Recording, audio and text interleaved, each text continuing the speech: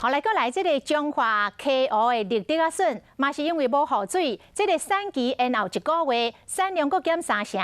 还佫有花坛、虎山岩边的李亚园，本地迄个李亚有50块的银角啊大，嘛因为大花求水求到剩1块银角的大小。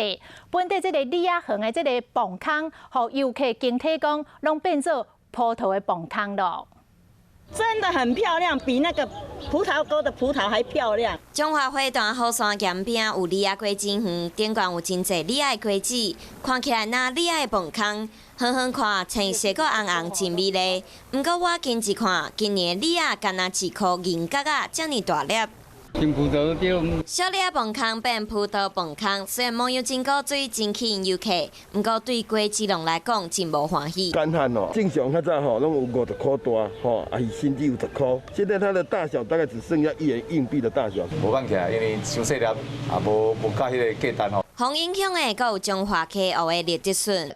笋龙世界的乌笋啊，每一个所在拢爱乌看卖，因为今年靠旱，笋啊无水，就生袂大嘛，生袂济。今年就是因为雨水没有来，春雨也没有打动的话，就是我们今年的产量少了3成，产季也慢了1个月这样。笋龙讲，绿地笋的产季过去拢是伫过清明了后才开始，今年煞拖1个月，这个也无大紧，不过产量嘛对咧减3成，互笋龙真正是真怨叹。